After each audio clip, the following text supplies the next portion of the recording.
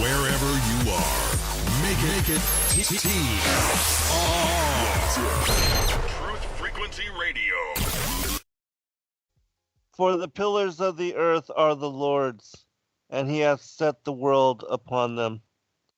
Welcome, friends. I'm your host, Zen Garcia. This is Secrets Revealed here on Truth Frequency Radio, and I'm honored to have co-hosting with me this evening, Laurel Austin. Laurel, are you there, sister? Hi, Zen. Hi, everyone. Welcome. And we have as special guest, Daryl Marble. D, are you there, brother? And thanks for having me on.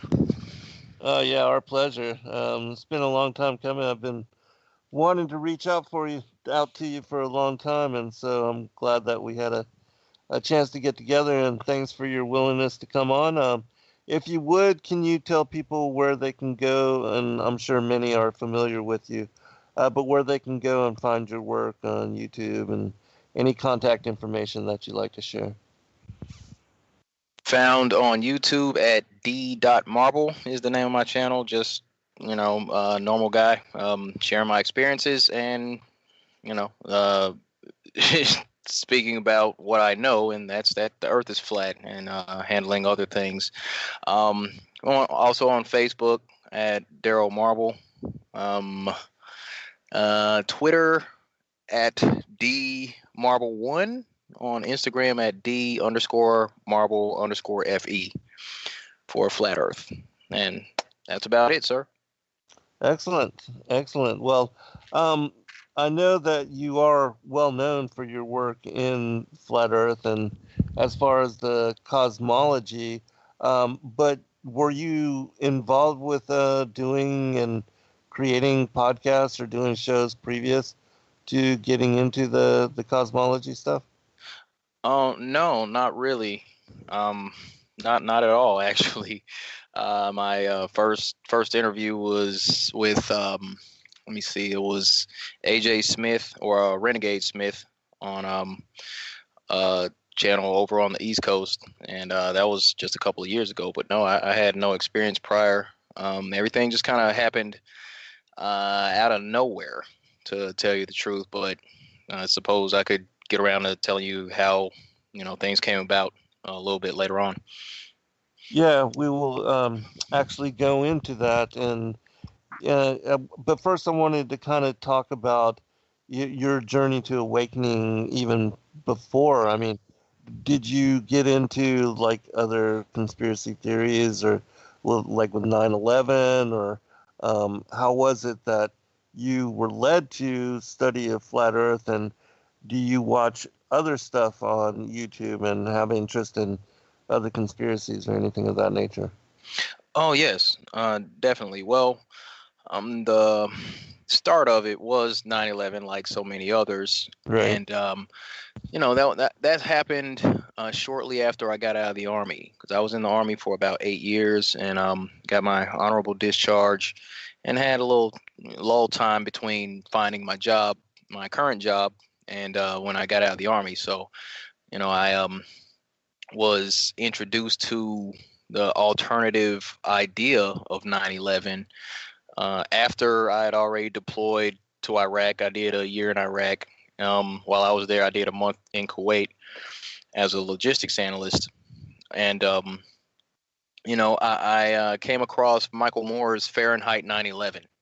Mm-hmm. That was my first experience with so-called conspiracies or so-called conspiracy theories, and I was intrigued by that because it had directly affected my life, being that Right. I had spent a year out in the desert, due to what happened with 9/11. But from there, it kind of just spins off, and you get into the other things, Illuminati, Freemasons, Bilderberg Group, the secret meetings, secret societies, and all that, and just kind of spiraled off from there. As far as the awakening process, Flat Earth came about as a result of a compilation video put together by one of the YouTubers. I forget the name of it. I want to say GeoShifter. I could be wrong, but it was a compilation of Mark Sargent's Flat Earth Clues, and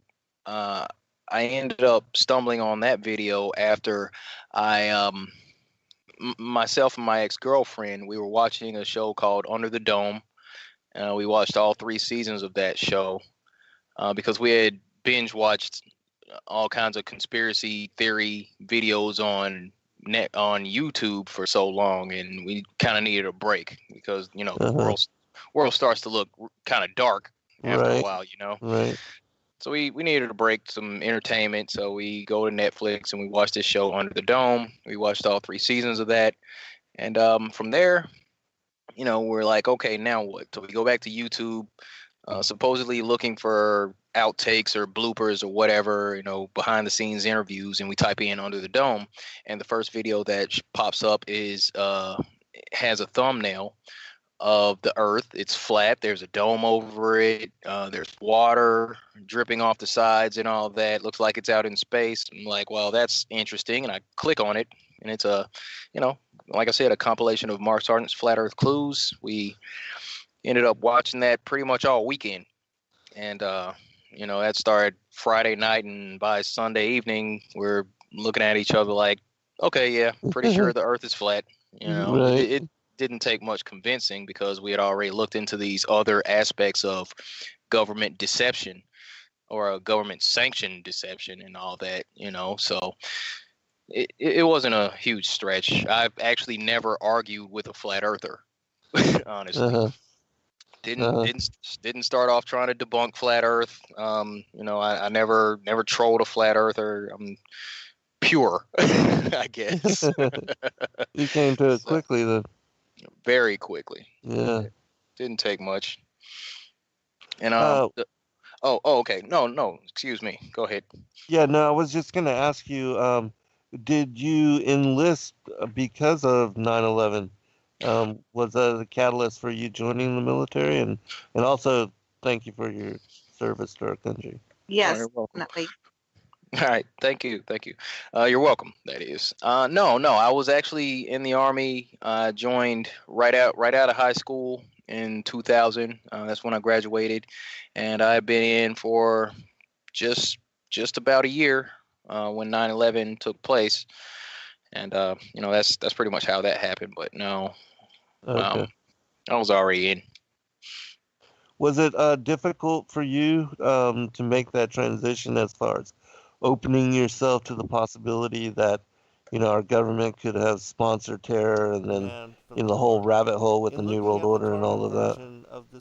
I'll tell you, it was a rough time. It was a really rough time because I mean, we go through all these stages, waking up to the reality of our existence that these dark powers have seized control in these high places, and I had a really rough time with it actually.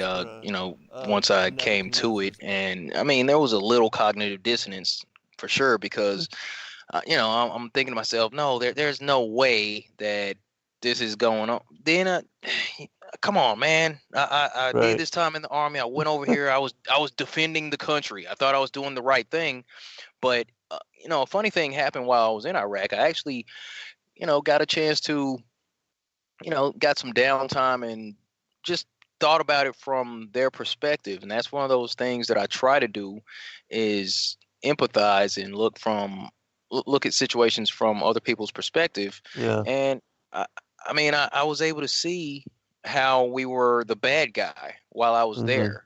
Right. It's like we come in, we drop bombs on this country, and then we move our troops in, and then we set up a camp. And even while we're being attacked, because the locals, they used to do mortar attacks on a regular basis. They would back up with the mortar tubes in the back of their pickups, and they would just fire rockets over the fence indiscriminately in the middle of the night. And the alarm would go off. We would have to get on all our gear and run to the bunker. So, I mean, even while all that was going on, I understood why they did that. Right. Like they're not terrorists. It's like we're actually the terrorists, and Right. we're invading their country. Right. So And we would do the same if they invaded us here. yeah, And Right. I try to explain it to people. Like if they, if another country bombed Tacoma and then they set up a camp, we wouldn't. You think we wouldn't drive by and throw rocks at least at the soldiers coming by? Of Hmm. course we would. They're just defending their country actually, Right. and it's kind of sick how they reverse the vernacular to tell us that we're defending our country by going to their country. You Right. know, that's it's a sick system, man. Yeah, it really is. I mean, the whole propaganda is like Orwellian.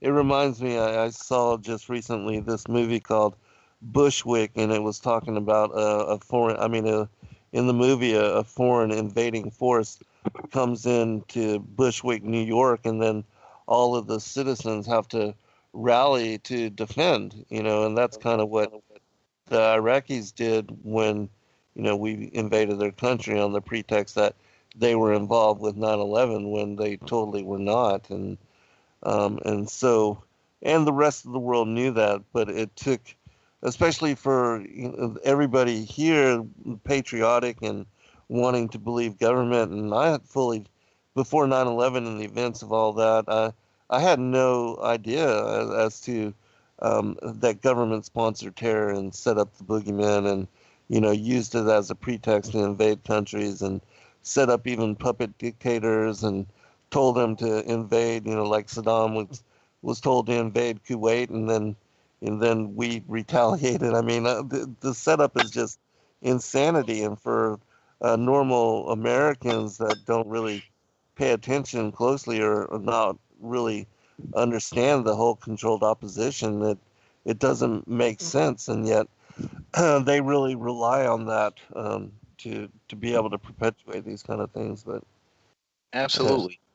Absolutely. And I mean, I was actually contemplating that the other day. It's just that so many people won't believe that, and we exasperate the term cognitive dissonance, but that's what it is because I conclude that most people don't think like psychopaths.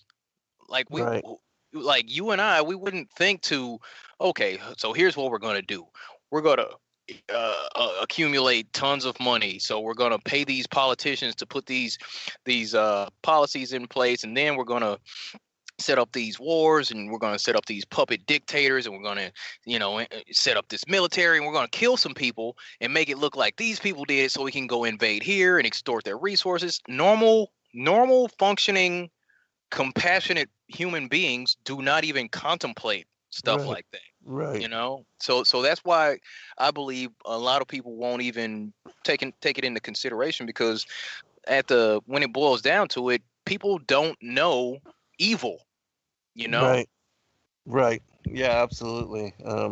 In some of the work that I do speak about, like, because everybody thinks we're all the same, but in my opinion, there's like a physical progeny of the devil here, and Hmm. that they are evil to the core. I mean, to the point where they don't even protect their own children, but abuse them mentally, emotionally, sexually, right? Even when they're young. And for us, it's like, how can you even fathom, wrap your mind around that the elites abuse their own children and torture them in satanic ritual abuse? And for normal people, that just is so bizarre and beyond even imagining. And yet this is the regular behavior of these particular bloodlines. And it's just insane. Have you looked into and studied any of that at all? Yes, actually. I've done a lot of listening to lectures and Hmm. you know, a lot of people going over these topics. But yes, I do believe that there is a remnant of the fallen angels. Yeah. Like they still exist, and their offspring still exist. And I mean that that's the only thing that makes sense. That's the Right. only thing that Yeah. makes sense. I'm like, normal people don't even they don't even fathom sitting around coming up with the concepts that these people are able to execute, like you were saying, the satanic ritual abuse, the human trafficking, the Right. torturing, the that sick stuff that they do behind the scenes. Like Hmm. regular people don't think about that. It takes a insanely wicked mind to come up with those things, and that's not what normal people do. So yeah, I mean, it's got to be, Yeah, I agree. Laurel, did you want to comment or ask something here? Well, I have a question for Daryl. When you were in the service, that was um, around the time of 9/11, and I was wondering if you could confirm, it was supposed to be common knowledge among troops. Did you ever hear about the troops that killed a giant in Afghanistan in 2002? Can you confirm that or not? I can't confirm that. I've heard about it. I wasn't even close. I wasn't even close. I wasn't on the front lines. I didn't have to squeeze off a single round. I was the logistics guy. But you heard So about it in the circles of the military. no, actually, no, I didn't. Okay. I saw it on YouTube like most everybody else. Okay. I would think that because you're in Iraq too, that those kind of stories were not spoken about a lot, but probably centered in Afghanistan with Kandahar and all that. But yeah, that is an interesting. Is that another one of the rabbit holes? Have you done any research on the giants and the fallen angels and looked into that? As far as, do you study any of the biblical texts on any of that, or the Book of Enoch stuff?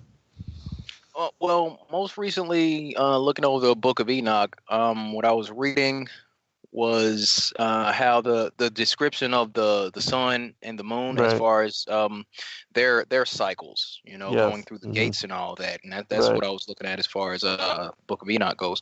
As far as the giants, Nephilim, the fallen angels, the serpent seed, and all, yeah, I've looked into it. Not a thorough, in-depth knowledge of the topic, but I am aware. I am Hmm. aware that, and I do believe that there's absolutely something going on. Hmm. You're still so young too, brother.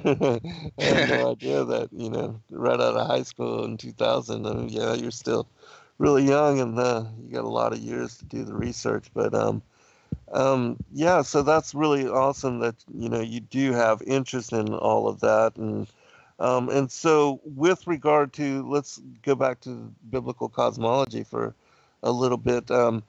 What was it? I mean, you said you spent the weekend with your ex-girlfriend, you were watching videos and came to understand it as truth.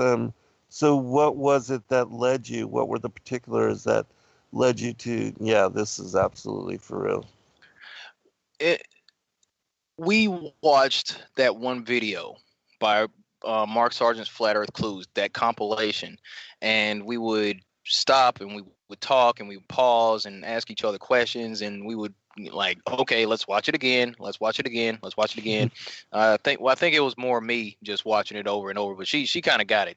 It takes me Hmm. a while, but the aspect of NASA having the ability to fake space travel, the way that he went over the flight patterns and how the signal would drop off when they get over the ocean. Um, Admiral Byrd, how he did the interview speaking about land beyond the South Pole and all that. I mean, it was just a combination of so many different points, and the way he laid those points out, it was simple, very easy to understand, and very, very convincing, and it all just seemed to make sense. Hmm. But the main thing that got me though, over the weekend, I remembered um, how I used to go fishing with my father. Now I'm from Arkansas. I used to go fishing with my pops all the time, and he had a job that was connected to the Arkansas River. Worked at a power plant, and that was connected to the Arkansas River. So he had access to um, a lot of spots to go fishing. And I used to go fishing with him all the time. You know, we wake up Saturday morning at like 5 in the morning or 4 in the morning, get in the truck, and we will be out on the lake, out on the river before the fish started to jump and all that. And I remembered going fishing with him, looking across the water early in the morning, and it looked like a perfect mirror from one edge to the other. And I mean, just that thought kind of snapped it back into place for me. Like, I remember it was a mirror. Water doesn't bend like that. We Right. can't be on a globe. It just Mhm. all hit me really quickly. And that was pretty much what locked me in. So, anybody that knows me or who's watched a few of my videos, I'm always saying bodies of water don't curve. Right. That's just Yeah, it's impossible. Yeah. the basic physics of water. So, Right. that's kind of my thing. Right. I know that you've done some tests, like you took a level on a plane and realized, that basically the plane flies flat and level from one spot to the other, and the only time that nose really dips down is when they're landing landing the plane, Right. but that there's no curvature. And so, can you talk about that as well? Because that was the big thing for me, is that there's no curvature, and immediately understanding that we could see things way beyond what they tell us as far as the formula for determining curvature. Um, and so that immediately brought me to it, having to reconsider everything. Yep. Well, the conversation for the spirit level experiment came about as a result of me talking to some guys at my job. Now, what would happen is there were some guys that I would see frequently, and I would go hang out with them every day. And there were 5 guys. There was 2 of them that were open-minded, 2 of them that were locked in. There was one guy who was kind of middle of the road. So I would go watch my flat Earth videos in the evening, and then I would come back the next day like, all right, guys, at 9 o'clock for the 15-minute break, I'd come back and I'd talk to those guys, and I'm like, all right, so here's what I saw last night, because we only got like 12, 10, 15 minutes to chat about this stuff. And I'm talking to the 2 guys that are receptive, and then the other couple guys give me a hard time. But that's okay, because there were 2 people that were receptive. Hmm. So, there was my guy Omar, and I'm talking to him, and he was the one that was kind of middle of the road. I'm like, well, Omar, look, man, here's the thing: is like, if you have a level, a regular little bubble level. Okay, if you have that, and if I sit it on the floor here in Tacoma, and you see that the bubble is centered, if I go down to Portland, I can take the level and I can sit it on the ground there, and the bubble's going to be centered. I mean, at some point, there's got to be some kind of curvature, because the level would have to kind of dip down or whatever to go over this massive curvature, right? Because Right. that's a far enough distance. But then I thought about that experiment, and I'm like, well, let me see, how could I turn that into an experiment? Some guy would have to hold the level, or I would have to have something that can maintain rigidity in space in order to keep the level propped up for that drive. And then I would run out of space on my camera. I wouldn't be able to record. But then I remembered I had a flight coming up. I was going to go visit my daughter, and I was part of a group on Facebook, and I asked them. I say, hey guys, I got a flight coming up. I'm going to take a level onto a plane. Can you give me the curvature calculation chart for determining the Earth's curvature and all that? So they got me the spherical trigonometry chart and all that, and I said, okay, so I'm going to do a 20-minute time lapse, and I'm just going to sit the level on the tray table, and I'm going to record it, and here we go. I'm going to show you what happens. And this is when I had about 27 subscribers on my YouTube channel. So I was not expecting to, make a big splash with that. It was just something I was trying to show these folks on, on this small Facebook group. But that was pretty much it. And, I went to go visit her on the flights over there. I had kind of tested it out one time. It was middle of the night. I wake up, I put the level on the tray table, and you've never seen someone staring at a level the way I was looking at that thing while we were in the air. I'm like, oh man, the bubble is staying centered. This, oh my goodness, it's flat, you know? Right. Right. So, you know, and the people on either side of me, they were asleep. So, you know, I wasn't worried about being called crazy, but, you know, that was pretty much the situation. I had tested it out before I had actually recorded and uploaded the video. That's why, you know, during the video, you know, people have pointed out that I said, and what you're going to see is that the bubble is going to stay perfectly centered. And I said that because I had already tested it out on a previous flight. Mm-hmm. So, you know, I did that, and you know, the rest is history. I upload the video. A few weeks later, it's up to 7,500 views. It was my most popular video on YouTube because, like I said, I only had 27 subscribers or so. But subscribers started coming in. People start asking questions. I'm getting attacked by trolls. And all of a sudden, I get a message from Mark Sargent saying, hey, you're on the news. So, Right on. you know. All right, hold on, brother. We're at break. We'll be right back, everyone, for a second, of course. All right, welcome back, everybody. I wanted to give you a chance to kind of follow up on your story. You said that Mark Sargent had gotten in touch with you and that you were on the news, and because a lot of things went really viral really quick, and you gained a lot of subscribers and became, you know, a lot of people became familiar with the work really quickly. And so, can you speak about that?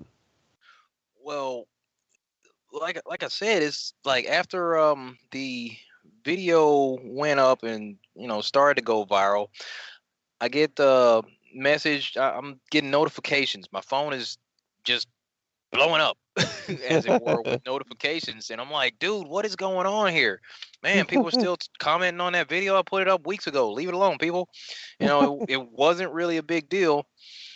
But then, you know, I check my phone and I see one notification and it's Mark Sargent. I'm like, what now? So I go click on it and he says, hey, you're in the news, man. He leaves a link and it's a link to IFL Science. Now, IFL Science, I effing love science is what it's called. They did kind of a hit piece on me. And I read it over, and they used my real name. They put my face on there, you know, called me a conspiracy theorist, and you know, went into my Twitter and posted some stuff that you know I said to some globe believers, not so nice things that I said. And they put the video link at the bottom so people could go check it out, but you know, right about, I mean, even now, last time I checked, that that particular article had been shared like 65,000 times. Wow. Yeah, and from there, I mean, I saw other publications duplicate that article. Other ones, you know, were a little meaner. Other ones were kind of fair and balanced. A few of them I read were actually pretty nice, and I kind of got a couple of those saved. And you know, that's kind of what happened there, you know. And what happened after I posted that video, I didn't know this, but making flat earth videos or a popular flat earth video would cause people to attack you. And I'm being attacked by strangers on a regular basis, and I was not used to it. Right. So, you know, I'm like gearing up right after work every day. I'm like, I got my laptop. I'm going to grab some coffee and I'm going to get on here and respond to everybody. And I was doing it for about 2 weeks, just arguing back and forth with people and answering the same questions. So, you know, I just thought, well, you know, people are going to my YouTube channel. I'm answering the same questions all the time. I'm just going to start making videos to answer these questions in my own special way. And then when somebody asks the question, I'll just go to my channel, copy the link and just drop it and walk away.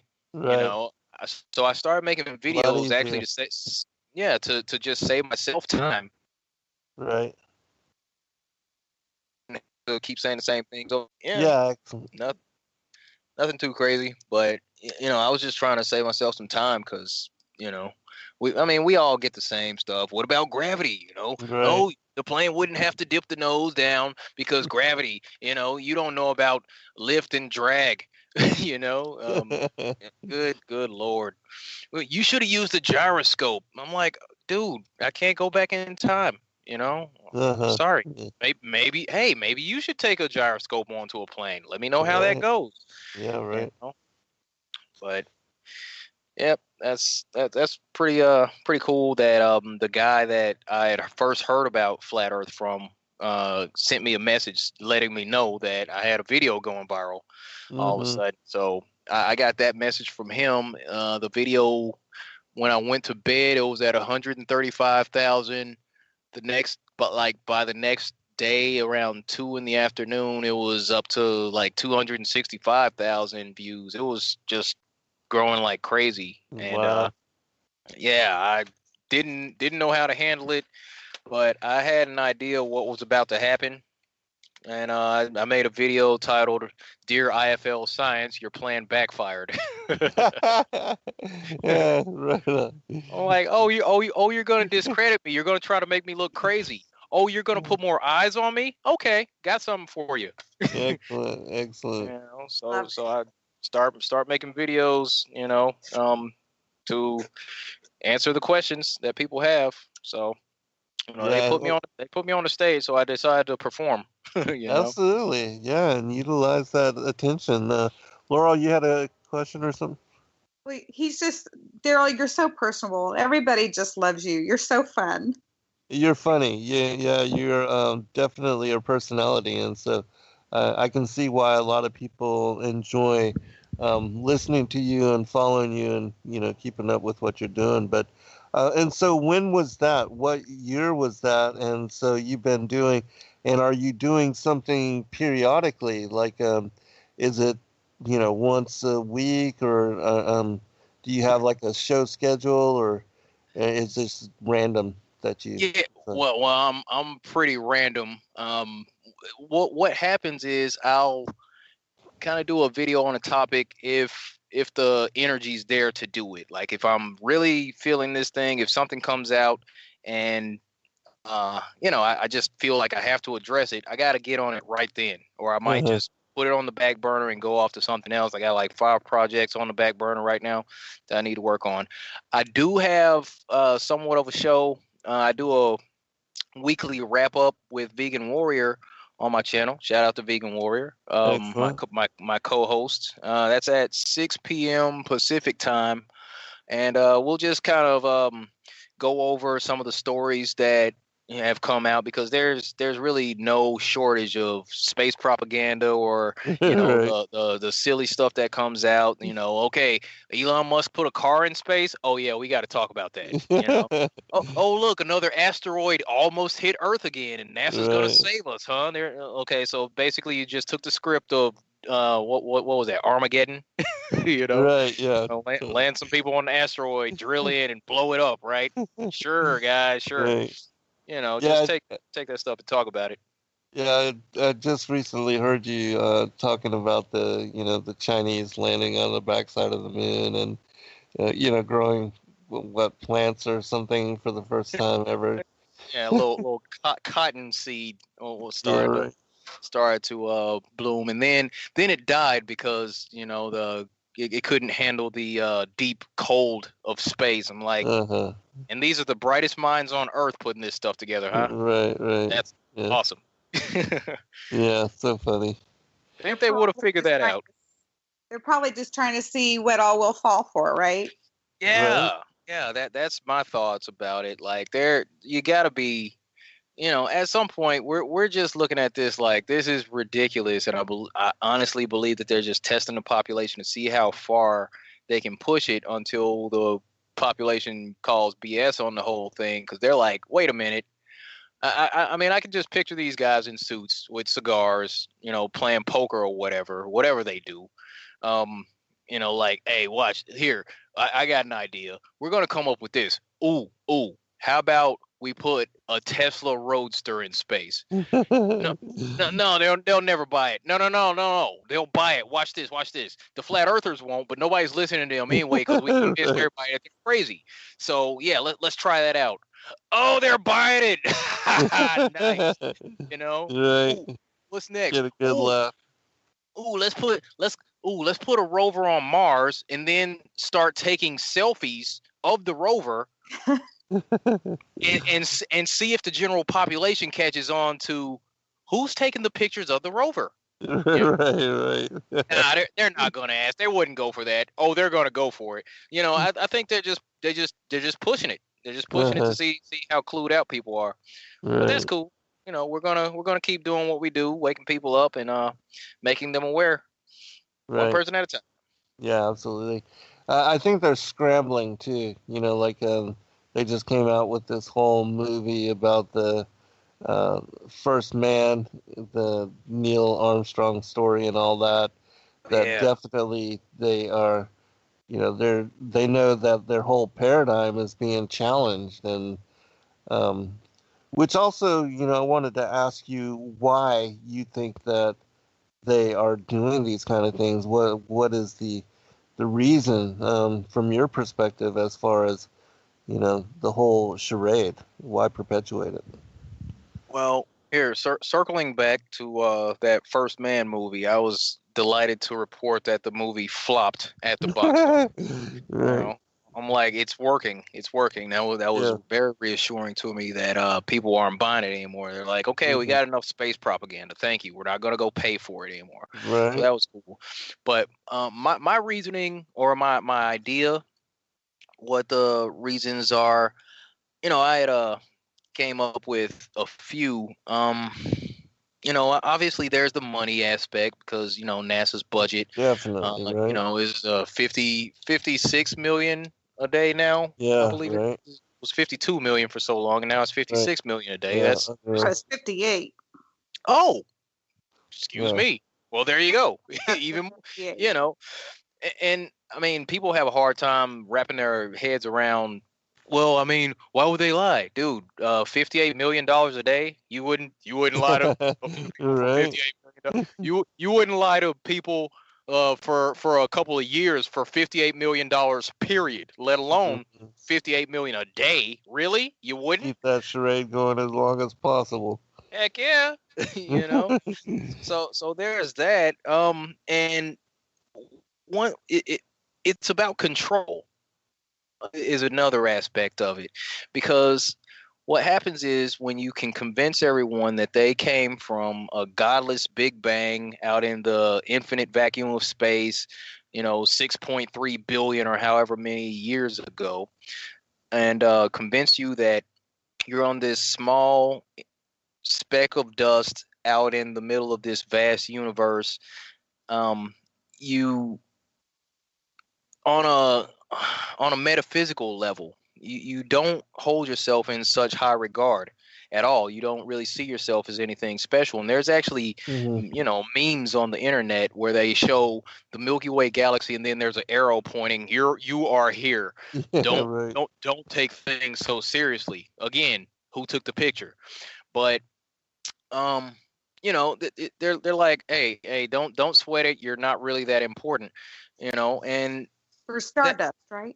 Yeah, we're all made of stars, and you know, we evolved from monkeys, for crying out loud. That's what they want to convince us of. I mean, you know, think about what that does to a person's self-esteem. So when people see themselves as you know, made of stardust that evolved from monkeys, and we're still evolving, and this is as good as it gets, and we're subjected to this endless cycle of, you know, wake up, go work, go earn, go spend, you know, consume, and then die. You know, that, I mean, it diminishes one's self-esteem. And when someone is in that thought pattern, it makes them easier to control, you know, because they don't see themselves, they don't hold themselves at such high value. And because they have that ideology about themselves, they see other people the same way. So they project that whole lack of self-worth onto other people and treat people as such. So if you don't value who you are, you definitely don't value who someone else is, as a living, breathing, sentient being. So I think it's just it kind of leads to a degradation of society ultimately. And I mean, it's a few steps away, but people are like, what does it matter if the earth is flat or not? Dude, do you understand where this whole globe thing comes from? Ultimately, they're saying that, nothing exploded into everything the way that you see it. The earth began spinning in the vacuum of space. These single-celled organisms came together. Something crawled up on the land, turned into a lizard, turned into this and that, and then turned into a monkey, and then turned into us. And it just takes away a person's self-worth. You know And what Eva says? Good to you by way of the zoo. there you go. Mhm. There you go. They And- hide God and reject God with it. Absolutely. That was where I was about to go to, and that's another aspect of it. The people that are behind this thing, I mean, they're, the seed of the fallen angels. They're followers of Satan. Of course you got to think about, if you're going to discredit God, then what better way to do that than to call into question the very creation Right. of where you are? Have people doubt the biblical cosmology as it's explained in the Bible. Have people doubt that, and turn their eyes towards this idea of a godless Big Bang. You're on this sphere out in the middle of nowhere, and there's no room for God Right. according to the heliocentric model. And I used to think about this all the time. I'm like, well, shoot, man, we're on Earth. We're out in this infinite vacuum of space. I mean, where's God at? Like, out on the Right. edge of space? Is there an edge of space? Well, here, even beyond that, there are so many layers, because you would question, well, why would God create this place and then be so far away? If there are all these other planets, and Jesus came here to save us, I mean, do these other planets have like their own space Jesus or something? Right. You Yeah. know, you know what I mean? Exactly. Yeah. I'm like, so is it the same setup for these other places? This is all confusing. Never mind. And that would cause people to go atheist. You know, Right. like that story is so convoluted. But once people understand biblical cosmology, and I've seen it myself, people come back to an understanding of the Most High, and like, okay, Yeah. this place was created, this place was, fashioned, and we are actually pretty important. Yes. We're Yes. at the center of the whole play. Right. Right. Yeah, we're the only game in town, we're the only show that's really going on. And so, yeah, I agree with you. It brings back relevance, and that we are significant, and that what happens here is purposeful, and there's meaning to everything, instead of it all just being random chaos without any kind of meaning. And because, why would God even focus on the earth if there's all the stars are suns, and they all have planetary systems around them? And even though we know God to be omniscient, omnipotent, and uh, capable of looking out at all of these different places and all of these different happenings, that's still a lot to keep up with, Right. Yeah, Man. yeah. So Yeah. That was something and even then, our human minds will still lead us to say, well, God's not going to see me doing this, because right, he's right. looking at all these other planets and stuff, all this stuff that's going on. He's not worried about me. I'm gonna Right. go ahead and do this. Yeah, yeah, exactly. Right. Yep. Yeah, and there's no repercussions to actions, or people think that they can get away with uh, things just because there's too much going on. God really is not paying attention to what we do, and if we decide to sin or especially for people that don't believe that there's any repercussion or consequences to their actions. They're just out there being and that deny judgment or any judgment coming. They are just doing whatever they want, Right. and so yeah, it creates chaos, leads to chaos. It does. It does. And that's I believe that on a deeper level, the discovery of flat Earth and our ability to continue to spread the word about this will ultimately, it changes people's heart. It changes the way that we look at each other because it changes the way that we look at ourselves. Right. It just kind of it goes full circle. If you end up, not holding people in very high regard, you probably believe in a globe. That's, that's just where it lands, and Yeah. I mean it's kind of, these are just the things that I think about. Hmm. Yeah, and I wanted to ask you also, and then I'll get you to comment too, Laurel.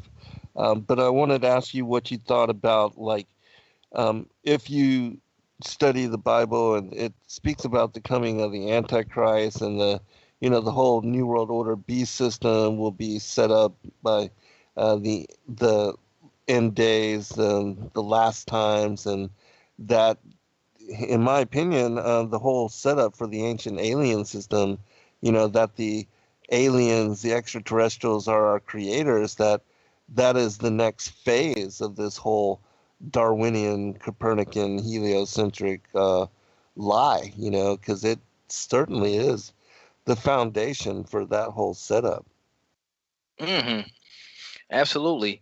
And yeah, I used to look at that all the time. Used to read Revelations or try to get through the Revelation, and I'm like, Mhm. I'm gonna put that down. That's kind of scary. What's going on right there? I'm like, they're talking about people getting their heads chopped off. There's gonna have to be this mark that people have to take, and I was like, I gotta leave that alone. But the idea ultimately that we were that idea that you said as far as us being created by extraterrestrials. Years ago, before flat Earth, of course, I Right. halfway bought into that. Like, well, it kind of does make sense. I mean, Hmm.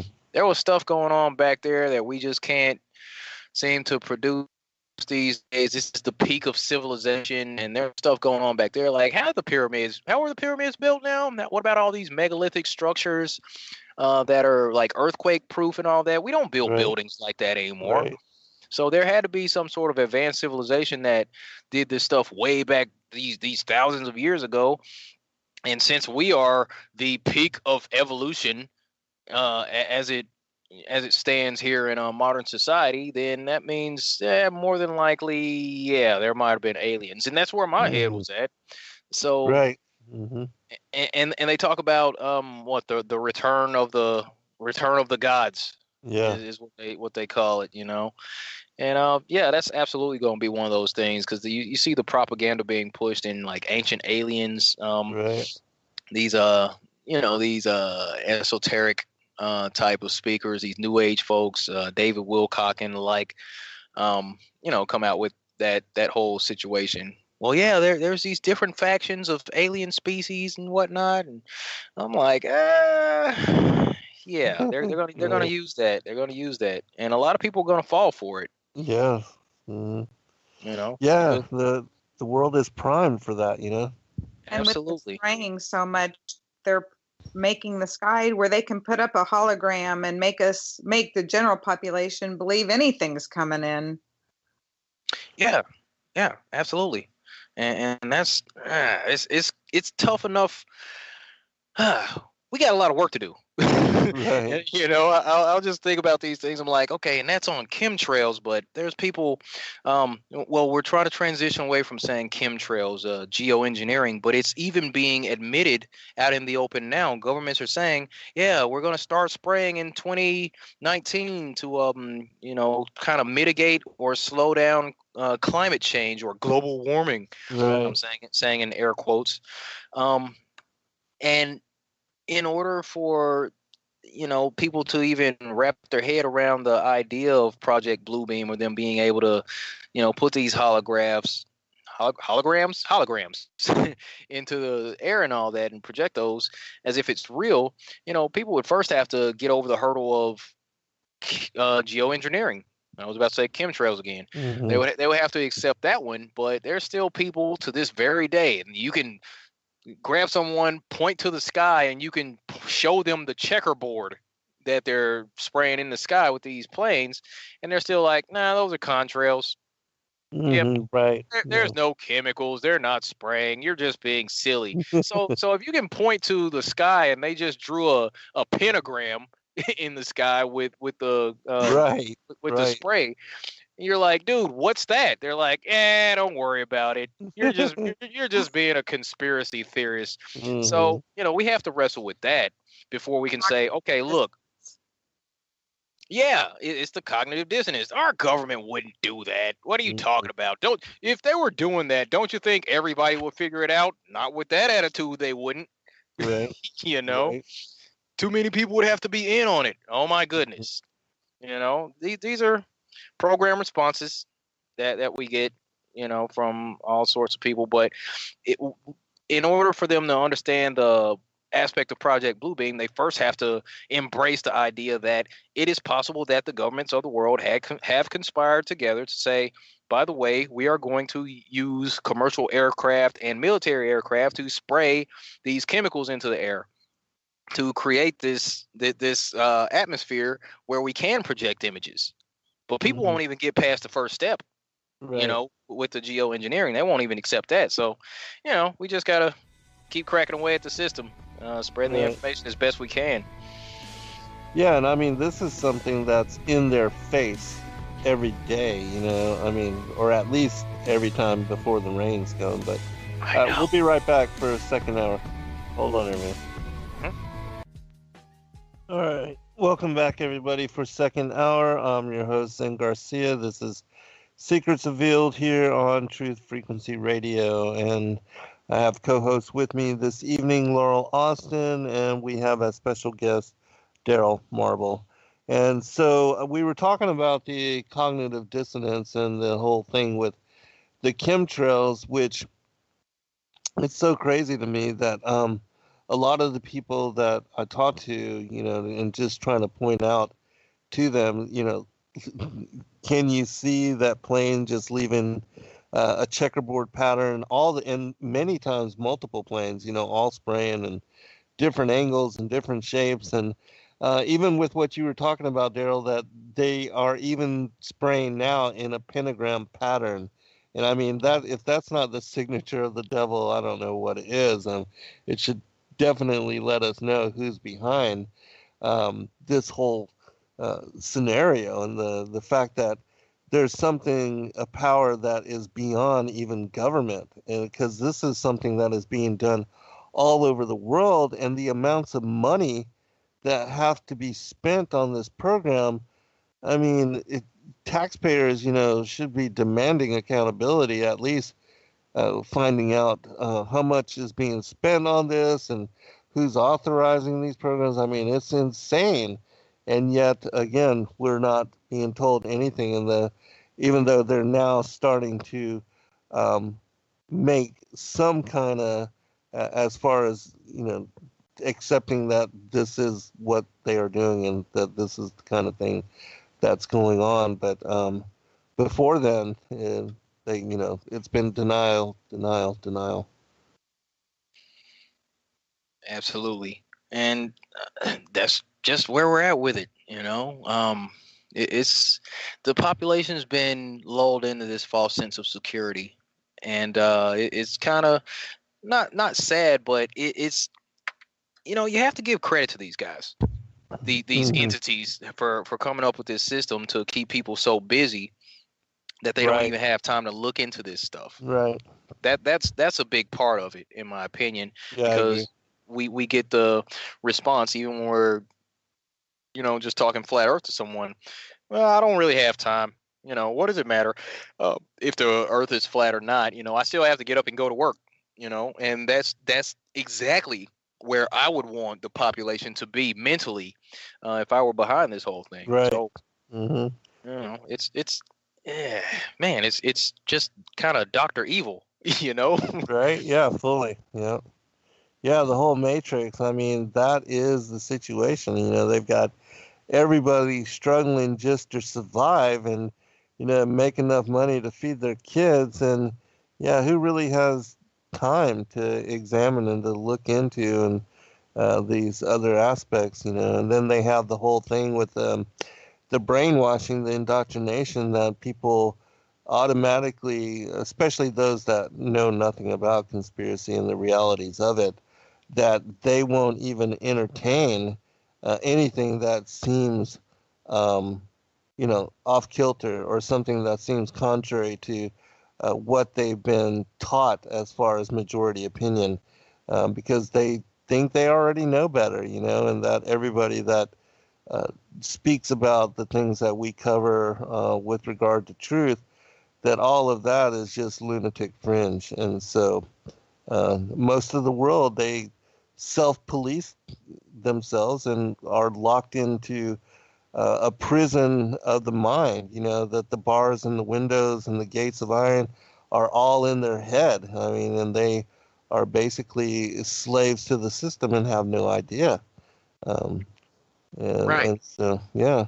Absolutely. And being that that's where a lot of people are, when we have these conversations, it works better if we can kind of tie in some emotion to what we're saying. And Hmm. the best way that I can think to do that, and this is me talking flat earth again, is to go out and kind of do my own experiments, to do my own tests. Because Right. I mean, after a while, I kind of get bored with saying, okay, well, go watch this video, or go, this guy did this or this guy did that.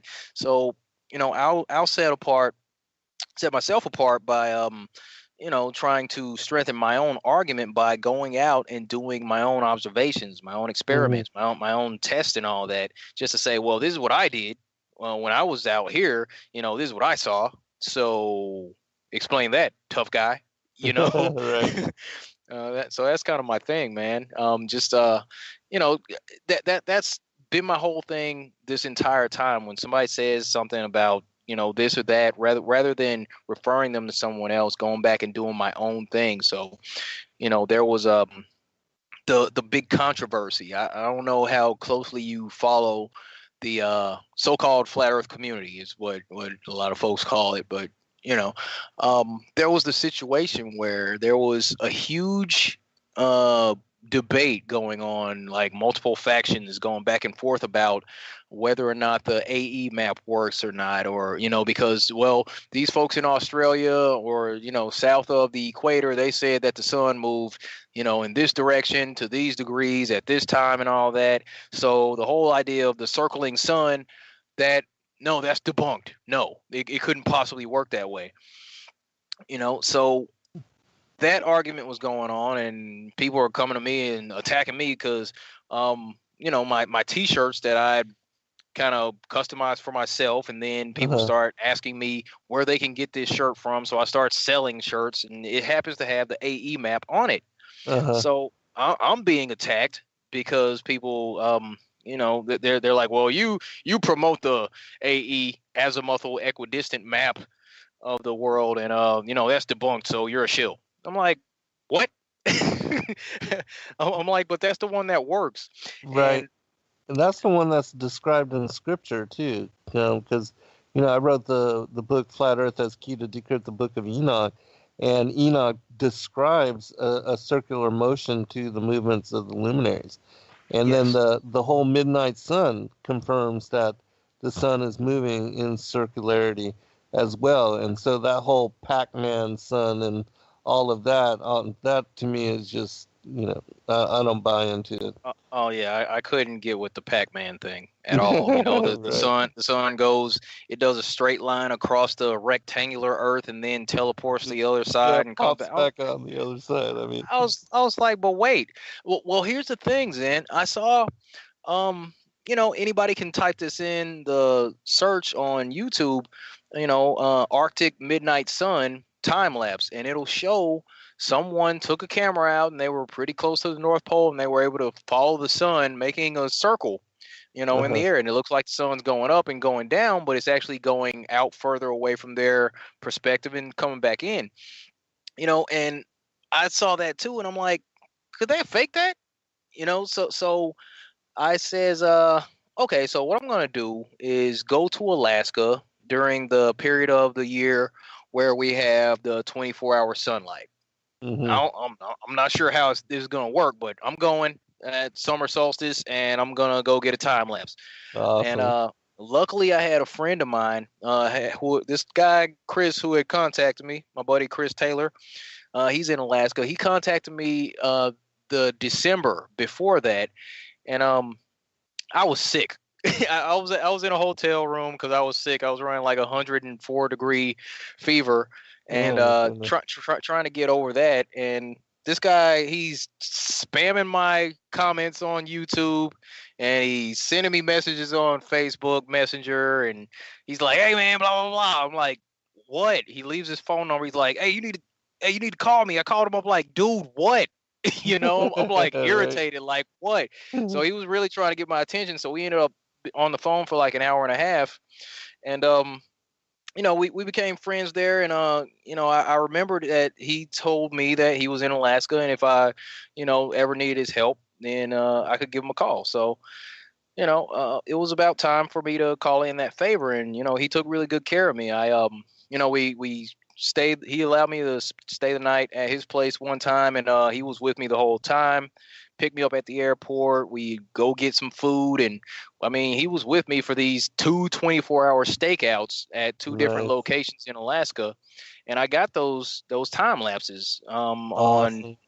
On June 22nd, we were at Murphy's Dome, and started the time lapse at 11 p.m. That night, and we just followed the sun around. And there was one point, it was an epiphany to me where the sun is okay making a circuit over the North Pole, and it was around like 2 in the morning, and we could still see the sun in the distance. But I come back a little while later and look on timeanddate.com, the time where I could see the sun in the distance while I was in Alaska, the sun was actually over Africa. So I mean, right. But here's the thing. Okay, here's what blew my mind while I was out there. I'm like, we here at this place on Earth can see the sun at the exact same time as everyone else on Earth who can see the sun. hmm That was crazy to me. Just that thought while it was going on, because halfway through the day it got to about 12 hours, and we're like, okay, it was over there, now it's back here. And then I start to see it at about 16 hours. It's creeping up and looking like it's about to go back to the same spot, and I'm freaking out. I'm like, it's gonna actually make a circle. Awesome. you know so I mean, it was really cool, and we had the discussion. We're like, why would God's throne not be situated at the North Pole, Right. Exactly. Yes. like above the North Pole? And then the ambient green, the emerald light coming off the That's throne and all that. right. That's Yes. like the Northern Lights, right? I mean, isn't that Yeah. like what we call the Absolutely. aurora borealis? Borealis, right? Yeah, so it all just kind of snapped into place, like, whoa. you Wow. know Heavy. Yeah. it was, man, I'm telling you. And I didn't get to see the lights out there. I was actually thinking about going out there in a couple of months. I hear it's pretty gorgeous out there as far as the Northern Lights in like March time frame. So I may take a weekend and sneak out there. I may not, but just getting those time lapses. And what I wanted to do, it wasn't to prove anything or debunk anything. I wanted to make sure that what I was seeing on that one video, watching the sun make that circle, I wanted to prove that to myself and then get the time lapse and bring it back and, just give that to the people. Yeah, It absolutely. That's was amazing, brother. That really is amazing. thank you. If you Yeah. need a photographer, I'd love to hitch a ride. Awesome. All right. I'll keep you in mind if I pull the trigger on that one. But yeah, it was a good time, and I'm really glad that I went out there and did that. A lot of people have come back and said that was a really eye-opening situation. It's really nice that an actual flat earther, went there to get that footage, and Right. I wanted to. Prominent flat earther too. Well respected in the community. Thank you. Yeah. Yeah, I wanted to bring that back to the people and share that. That's kind of my thing. I'm just gonna bring you all on my adventures. That's kind of my thing. So Yeah, that's awesome. That's that's very cool. I'd I love put to, there. witness that myself. Did you get a chance to check out the solar eclipse at all? Yes, I did get a chance to watch the solar eclipse, the one in 2017, the one in August, or was that September? I believe it was August Yeah, 21st. August, right? Okay, yeah. I watched that solar eclipse from in the grass of an apartment complex that I used to stay at. I actually went to work that day, and I couldn't hold still. I was like, I gotta go. I gotta go. I'm sorry. I Yeah, went in no went in at doubt. s- went in at 7. I was like, it was about 10 o'clock. I'm like, guys, I gotta go. I gotta go. I'm sorry. Right. I just marked. I was here for 3. I'm going for 5. I'm sorry. I gotta go. So I had to go watch that real quick. And I totally disobeyed the rules. They tell you not to look at it with your naked eye. I mean, I'm like, yeah, whatever. So I'm Yeah, me too. barefoot. I'm barefoot in the grass watching the eclipse, and the only way that I can think to describe this is it kind of looked like the sun was eclipsing itself. Uh-huh. What Yeah. whatever was blocking the light from the sun, I could see right through it. Right, right. Like I could see the blue sky in that disc shape as it crossed in front of the sun. Like I mean, it's like, part of the sun became invisible, as it were. Right. It Yeah. was, So strange. yeah, that was weird. It was so weird, but It was magical. it was. It was. Here, did you make it out to one of the spots where you would get complete totality? Yeah, we had totality just an hour north of where I was and where I live here in Athens, Georgia. So, I couldn't not drive just that much. I mean, a lot of people drove, 4, 5, 6 hours. I mean, just the fact that it was only an hour and 20 minutes above us. Yeah, we made sure to get into the path of totality. It was an absolutely magical experience, and Laurel got to take some really incredible photos too, because it was raining and the clouds were all around, and everything broke and made way for the visibility as far as the eclipse. And she took some really beautiful photos. Nice. Laurel, you Very. want to make mention of your experience with the eclipse? Yeah, we went next door. We're in Kansas. We went over to Missouri, and we had a couple of minutes of totality. And there was a whole big group of us, our Shabbat group, that made picnic and lunch there that day. And what I noticed for one, when it was eclipsing, and I took pictures, but then I just had to take the camera down for a minute and just enjoy Yeah, it. just look at it, right? And I'm almost positive I started hearing crickets. Right. Yeah, absolutely. Yeah.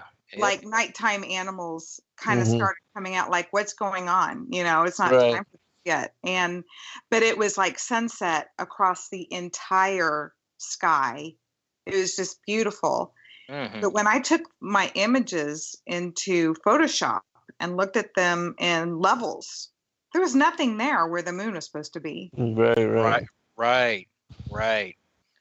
That was yeah, that's what I'm saying. I'm like, there was There was nothing. There was nothing. Yeah, I actually described it to someone like that. I'm like, dude, there was nothing blocking the sun. Nibiru? Or do you believe in Nibiru? I'm not sure about that subject, but a Oh, lot you of mean people like Rahu say and Ketu? Yeah. Yeah, I mean, people. I've seen video where it seemed as if, someone on. It was a guy. He was actually flying during an eclipse, and he had video of these non-luminescent, translucent discs around the sun. And I would. Yeah, I'm gonna go with yes on Rahu and Ketu because I mean, what else is going on there? It's like Right, right, either yeah. the sun's eclipsing itself some way or another, or I someone's yes. changing the bulb in the projector. So I mean, We have been, if it was the moon, wouldn't we have been able to see the moon approaching in the sky? I'd like Yeah, to. I would think so. And then you would think that, the moon is not smooth. It has kind of the ridges, the crater formations or whatever those are, but it's not like a smooth circular disc. It has rigidity to its shape, and you didn't see any of that. And you would think that if it was coming in front of the sun, that you would see every weird shape on the outer surface. Hmm. Well, and scripture describes the moon as a light. It gives its own light. Uh-huh. So how could it be dark and be covering? Wouldn't you see both lights from the sun and the moon? And Well, that's yeah. go ahead, Zen. You're Well, I the was just expert going on to this. say that with regard to lunar conjunction, that we don't see that the moon, because the light side is away from us and it's completely void of light when it's in that lunar conjunctive phase. And so, Is that but still, that doesn't explain why we didn't see what seems to be the approach of it, and then the weird because there are craters and mountains and different things like that on the moon, and you would think you would see, but it was a perfectly smooth, round, circular, and perfectly shaped for the. And so, the whole thing with the Rahu and Ketu mentioned in the Vedic cosmology, and then in the Book of Enoch, he mentions the lesser moon as well. And then Robotham talks about these dark objects which we can't see, and that the only time we see them is during the eclipses, as far as the lunar and the solar eclipses, and so there's got to be something to that, in my opinion. But yeah. what were you saying, Laurel? Did you want to comment? And then Well, I just didn't Daryl? know the dark side of the moon thing, if that comes from Enoch. Comes from Enoch. Well, that as far as the way that the moon spins around, when it's first quarter, we see just the right side of it, and then when it's full moon, it's exactly opposite of the sun, and when it's third quarter, it's in the southern skies, and then we see it 6 hours before sunrise and during the daytime. And then when it's in lunar conjunctive phase and completely void of light, the reason we don't see it is because it's rising with the sun, moving with the sun, and setting with the sun, and we don't see it during that phase. And that's when the eclipses happen, according to. But I'm not saying that the moon is what's causing, because it seems to be that what we witnessed, that it wasn't the moon that caused the eclipse of what happened that day. Now it's supposed to happen again in about 5.5 years, right? Yeah, it was 7 years Gas after. eruption. So yeah, Exactly 7 years after, right. oddly enough, And make an but X over United States. Right. Crossing the other way, I'm like, okay. Right, yeah, how's that work? That's another one of those things. And On the heliocentric model, right? yeah, because the sun is 400 times, larger than the Earth. It's 93 million miles away. And the moon just happens to be 239,000 miles away. And Right. four times, only a quarter of the size of the Earth and fits perfectly in front of the sun every now and then. I'm like, come on, man. Right. Yeah, right. And people buy it because they don't think about it. Right. Yep. And the Book of Enoch says that they're both the same size and dimension, but Absolutely. Yeah. Yeah. So fascinating. All really fascinating stuff. When we come back from this break, I've noticed also that you've done some shows on Tartaria, and so that's another rabbit hole that I'd like to ask you about. But is there anything else specifically, current news events, anything that you'd like to share that you've done shows about, or that you wanted to, make people aware of? Anything intriguing with regard to flat Earth, or some of the experiments that you've done, anything of that nature? Well, not so much that I've hung my hat up as far as the experiments go, but I'm, still trying to figure out, where to go from here. I did the laser tests over Puget Sound. It was just a 10.3 mile stretch of water where I did those. Awesome. But, the source of the laser beam, it was this little blue beam, and you could see it from 10 miles away. And I actually had an audience of about 150 people on a live stream while I was doing this thing. And I'm on the phone with my friend Mark. He's operating the laser on one side, and I'm on the other side of the water. And a whole audience on the live stream could see the blue dot from across the water. And there should have been around 66 feet of curvature. Right. Between us, due to this huge mound of bulging water between us, according to the globe. So, and being that my thing is, the whole, hey, check the physics of water in large quantities. Once water accumulates to the point to where it reaches all edges of its container, the surface is always flat. That. Now, since I'm always saying that, then I get to demonstrate it. And then I did a follow-up to that, where you could see I had zoomed the camera across the water from his position to where I was on the beach, and you could see the buildings, you could see the beachfront where I would be standing. And the camera was only a few feet above the water. So once again, I'm like, where's the curvature? Right, exactly. We did another couple of observations, one where we took two lasers out and we were recording from my side, from his side, and he could see the brightness of my beam. I could see the brightness of his beam at the same time, real time. Nice. And and made it super simple. This one other time where I had a flashlight, one of those little combat flashlights that they sell, one of the survival flashlights. I put it on strobe, and I had it on connected to a microphone stand. And it was only 3 feet above the water. It was less than 4 feet for sure. But I had it on strobe, and he zooms in with my P900, and he could see it clearly. And he's like, "Hey, turn the laser on." I turned the laser on, and as soon as I did, he's like, "Oh yeah, I can see the laser. I can see the blue beam. I can see the flashlights and all that." So, beyond those observations, I'm like, I don't know what else to do. Right. Well, I mean, that should be enough right there. All right, we'll be right back. We'll be right back for final segment anyway. All right, welcome back, everybody, for final segment. The show always goes by so very quickly, and everybody says in the chat room, Daryl, that they really like listening to you and that you're really funny and personable, and so you're easy to listen to. And so, if you would, can you give out your website contact information, your YouTube, and where people can go to listen to your work? And you said that you do a wrap-up show once a week. What day is that? And you said 6 p.m. Pacific, I believe? Yeah, that's every Friday, 6 p.m. Pacific time. I'll just do a weekly wrap-up with all the shenanigans from NASA and these faux space agencies, and any other current events. Right on. Excellent. And what is your YouTube again? And that's where you do it, right?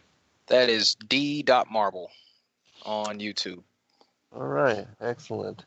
Um, Before we go into and touch upon the Tartaria stuff, I just wanted to ask you about interviews that you've done and recently, and where people can go to. And do you also post those interviews on your channel and make them all available on your YouTube channel, or um, where people can go to listen to you and other interviews that you've done, and also other conferences and that you've done, and are you doing anything else upcoming? Um, as far as the conferences go, I have my discussions from the Flat Earth International Conference from 17 and 18. Those are on my channel. I was invited to speak in South Korea last year, and that was a really good time. I did a presentation out there, and it was a really great experience. Just kind of opened my eyes up to how so many people are catching on to this whole flat Earth awakening, and so many other topics. I believe flat Earth is a door to every other deception. Honestly, is the easiest to prove, and one of the easier things to get people to question the authority about. As far as other interviews, I was on with Sean Carone. That's my channel. AJ Smith, of course. There was my first interview was with Patricia Steer on Flat Earth and Other Hot Potatoes. That's you would have to go way back on my channel to find that one. Just did an interview with Jay Malvo. He's a rapper. Attends a church in Louisiana, I believe. It's the YouTube channel School of Hebrews. The pastor there, he did a series on Hebrew cosmology, aka Flat Earth, and did that for his congregation. And Jay Malvo, he's one of the artists in affiliation with that church, and came out with a song about the moon landings titled "Never Went." And it's one of my new favorite songs, and I just had an opportunity to chat with him last night, and that's on my channel. It's a little rough for the audience. I kind of live out of my van, so I have difficulty, getting set up sometimes, and my Wi-Fi will go out, signal will fall off, and all that. But I appreciate people for being patient with me while I'm going through my, growth phases here, trying to get, establish myself as a more, more organized content creator. But yeah, it's a learning experience, and I appreciate everybody. But yeah, that's just a few things that are available. Yeah, I did that for 4 years. I lived out of a van before I acquired my disability, but that was one of the most incredible times of my life. I really enjoyed the experience of just being able to travel and go wherever I wanted, and staying in different state and national parks, and hanging out with friends, and not having any commitment or anywhere I needed to be, and really just loved the freedom of that experience, and something that not a lot of people really get a chance and opportunity to do. And so I really also, that was some of the more as far as instrumental years of my life with regard to my spiritual growth and coming into relationship with the Most High during those times of just being alone and with just the spirit, and having the opportunity to live like that. And not a lot of people have ever experienced that, and I think that having a life of solitude like that, and being able to adventure and wake up to every new day being a new dream, that the opportunity truly is a blessing, and that one can come to really deep, profound relationship with the Most High in that manner, living that way. Yeah, and I honestly want to get around to some of that aspect. I don't really travel much, honestly. If I do travel, it's usually by plane, and I usually have something going on and visiting family, or doing a conference or whatever.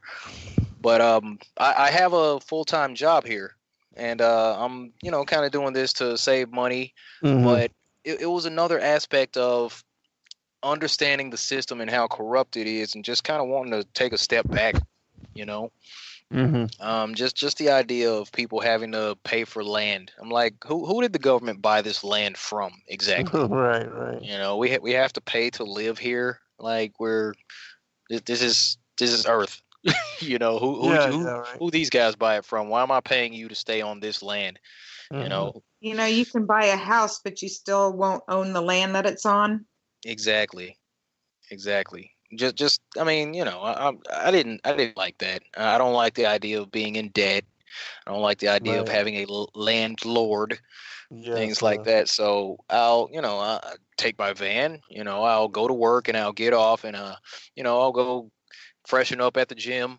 Go find a parking lot to stay in, overnight, Mm-hmm. or Yeah. at this place or that place. And yeah, I get part of the adventure, but as far as traveling across the country, going to the different state parks, ah, that does sound cool. Yeah. That does Yeah. sound cool. I would have to that's probably going to happen here. Not going to say, you're not going to give an exact time frame, but at some point, not going to be tethered to the job, because that's pretty much all that's keeping me in this state is Right. my place of employment. But once Mm-hmm. that chapter's closed, I'm definitely going to have to hit the road for a little bit, and make my way to a more permanent location. Yeah. Right on. Yeah, I did that too. I spent my springs and summers in California and my winters in Jackson Hole, Wyoming, snowboarding and teaching martial arts, and just being transient and being able to just go like that. But yeah, I settled down with employment here, a few months there and whatever. But the interim and being able to travel and just write poetry and do the things that I was doing, it was a really incredible time of my life, and I did that for 4 years. But I don't know how long you've been doing it or what. But which that you talking about the government and the land and all of that, that kind of brings up the whole topic of Tartaria, anyways, because it seems like looking into it, and I don't know how. I know you've done some shows on it, and you have interviewed some people that are really, have done some in-depth study on it, but it seems like back in the 1800s somehow that the Tartarian Empire, all these cities and all of these architecture and the structure of these cities just somehow were abandoned, or something happened, the people disappeared. I don't know exactly. I'm still, kind of new with regard to the subject of looking into it and everything, but it seems like during that time, all of a sudden, with the mud flood and whatever catastrophe happened uh, with that all of these structures and all of these cities and everything were just emptied out of whatever populations were in them, and people were able to just take up residence and start to dig out these structures and all of that. And so, can you talk a little bit about your research on this and what do you think about it? Well, I mean, it's definitely an intriguing subject, Mm-hmm. as far as all that goes. And I mean, you're pretty much spot on as far as what all you said. It seems like there was some sort of massive cataclysm that caused these ancient cities, these old structures, and all that to be covered in mud, or some way or another to sink into the ground, like through Right. some form of liquefaction, Yes. um, where the ground just kind of crumbles beneath the buildings and they just kind of sink into the ground, or there was actually some sort of flood. But the thing that, looking into Tartaria and all that, is like one another aspect of it. There's document that was declassified by the CIA from the 1940s, and it was mostly about how the country of Russia deals with Muslims or the Islamic faith. But there was a little blurb in there where it was talking about, pretty much erasing the history of Tartaria. Mm-hmm. And I mean, that was in that document where they mentioned Tartaria. And I was on a show with Vegan Warrior a few weeks ago, and we were talking about Captain Cook and his circumnavigation of the flat Earth. And so I get on Google, I pull up an old map, and it was related to Captain Cook. And on this old map, I zoom in, and around the area where there's Russia today, it says Tartaria. I'm like, huh, we weren't even looking for it right then. But that civilization, it just seems like there was a lot going on in the past that we have not been informed about. It's Right. just another layer of deception. And there's this one guy on YouTube who talks about an event where there could be this cataclysm that comes up, and I mean, it seems to be fast approaching with some of the events taking place. It's Let me see, how does he describe this? There's going to be a interaction with plasma some way or another. Like the atmosphere is becoming more charged with positive ions or something like that. I Mm-hmm. can't articulate this as well as the guy, but talks about a cataclysm that should be taking place. And the if you've heard about the transformers that are bursting into flames and all that, like out in New York and all that, the how the power grid goes down because a transformer kind of just blows up. Have you heard about that recently? No, I haven't.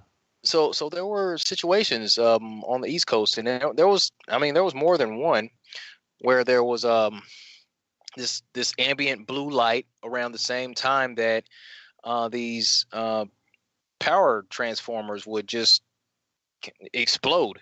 Mm-hmm. They would just explode, and it's the changes in the atmosphere are in some way connected to that. I haven't looked as deeply into this as I could and gotten all the details, but it seems like it's all connected.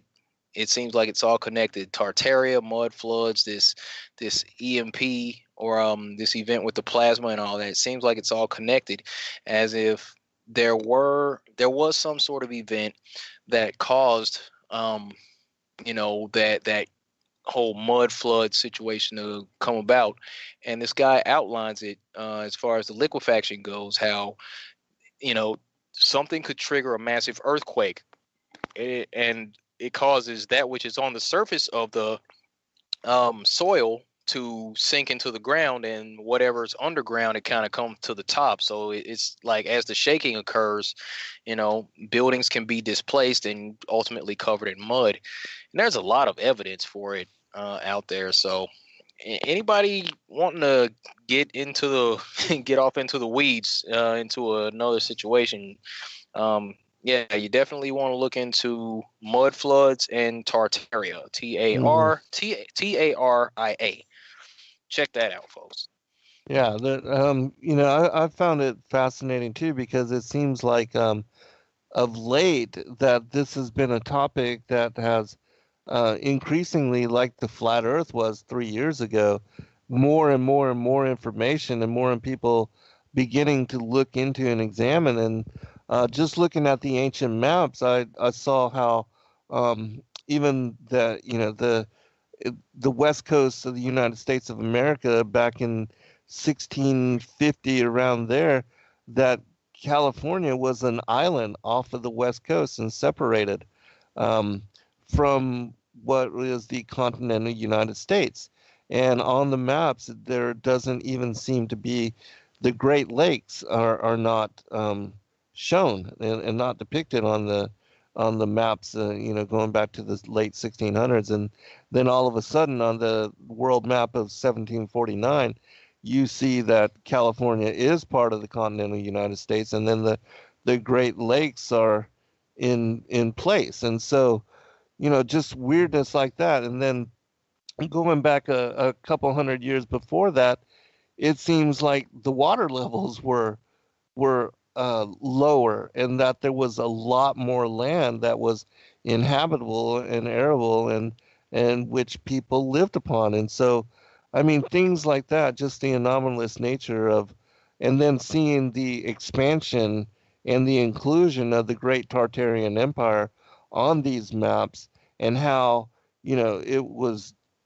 massive and larger than any other empire in the history of what seems to be depicted on these ancient maps, and yet nothing, as far as the history or what we've been told of world history, no mention of the Tartarian Empire, the people, and then looking back at the cities and the architecture, there seems to be some kind of free energy capacity built into the steeples and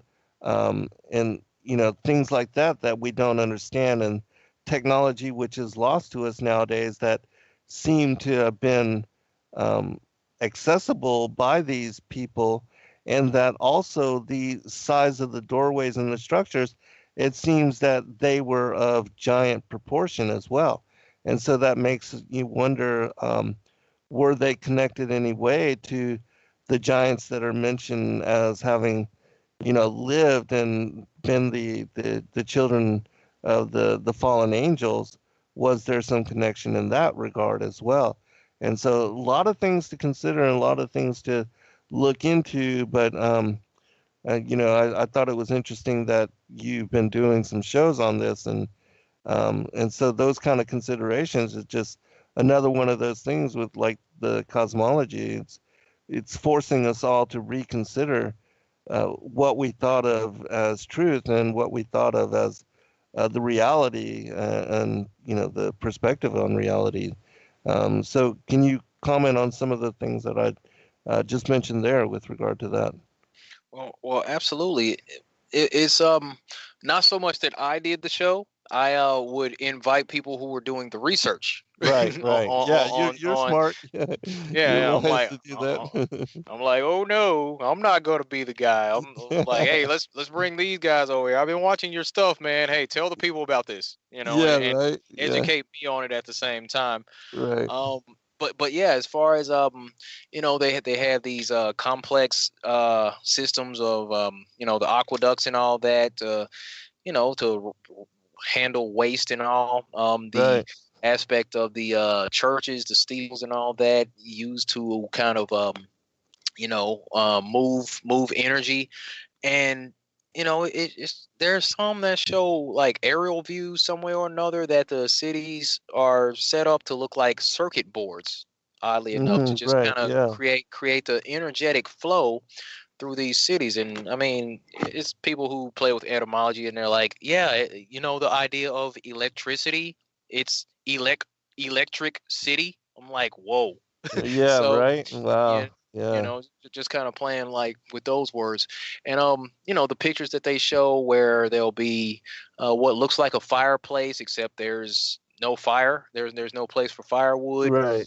There Yes. will be a couple little beams or whatever right next to the fireplace, and as if it could create this radiant heat without the need to burn anything. I mean, it's really really an interesting topic. um as far as the maps go, while you were talking about that, I got the whole the vision in my head about what's going on at the North Pole in, Right. in the older maps where it shows the four land masses Yes. Right. around the North Pole, and then Hmm. what? There's the magnetic mountain, Mount Meru, Right. as it were, or the Garden of Eden, Hmm. whatever that may be. And I mean, that's not on the maps these days. That's Right. nowhere to be found Exactly. on Yeah. these maps. Hmm.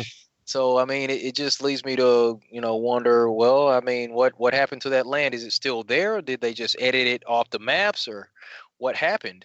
You Right. know, I mean, there's a lot of stuff to cover. There's a lot more room for anybody who wants to get into the aspect of trying to lift the veil on these things, because we can't.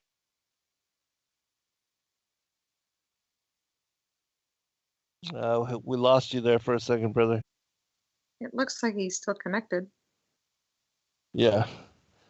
Um, just so you know, Daryl, we're not hearing you, so I just wanted to let you know. But for the people that have not begun to look into this, I know this is a new topic, but a lot of really strange things to give consideration to, and the fact of why it is that Connect. we've never. There you go, brother. Let me let you finish up your thought there. Okay. About the maps and all. Yeah. And gee, I just went rambling off and I heard some static. Okay, so yeah, as far as the four land masses near the North Pole, Yes, right. there's Mount Meru, whatever that may be, and we all know that all the compasses point to the north. So there's something Yes. going on at the North Pole that we should definitely be looking at investigating if we Right. can. But I mean, Right. that's kind of another one of those places that are cordoned off by the military and all that, and Right. we just can't go check it out for ourselves for the most Right. part. And then, of course, we're kept so busy that we can't really get up and go do this type of Indiana Jones stuff anyway. Mhm. You know. Um, Right. but what I was saying when I got disconnected was I was just encouraging anyone who has a desire or a passion to get into these topics. Like, there's so much that's being hidden, and we need as many people pulling at the veil of Yes. secrecy as we can get. So if Right. you feel the need to blog or make videos or just vlog about it, or you don't even have to get in front of the camera. You can put up a nice little wallpaper and just speak on it. Whatever research you're doing, just put it out there, because we need to uh, alert people to the fact that nothing is what it seems as far as the mainstream presents it to us. And that it's a tough pill to swallow, but we're all digital soldiers in this army to spread this information, man. Yeah, absolutely. And you're right. We need other people. I mean, just consider with regard to flat Earth cosmology, still less than 1% of the population even awakened to opening themselves to the possibility, and not even coming to the truth of it, which it's so easy to do. I mean, the properties of water negate the possibility that we're living on a ball. And then the whole thing with no curvature. I mean, and then, looking into that the Earth is not moving at 1,037 miles an hour. Those are all things that destroy the whole heliocentric model. But yeah, we need everybody to kind of join and wake up and take serious, some of these considerations. But also, just I didn't know if you were aware, Daryl, but I wrote a trilogy on the whole flat Earth stuff. My first one was Flat Earth as Key to Decrypt the Book of Enoch, where I looked again into the whole book on the courses of the heavenly luminaries and kind of decrypted that according to the the model of that it's the luminaries circling around the North Pole as we see in the star trails. Yes. Yeah, and so all that, Enoch describes that in great detail. Then I wrote a book on the firmament, and the third one was on Paradise, the sides of the north, and the Mount of the Congregation, and it's specific to that North Polar region. And so, if you give me an address, man, I'll ship you out some of these books, and you can check them out, because there's a lot of really in-depth research with regard to those particular topics in there. So. Oh, that'd be great. I really appreciate it. Yeah, I was actually listening to your talk from the most recent Flat Earth conference earlier today. Oh, right on. I'm like, what does this guy want to talk to me for? Hey, man, yeah, we appreciate you. Yeah, no, we appreciate you, and we'll do a follow-up sometime. All right, that'd be great. Thank right. you, Zen, for having me on. Thank you, Laurel.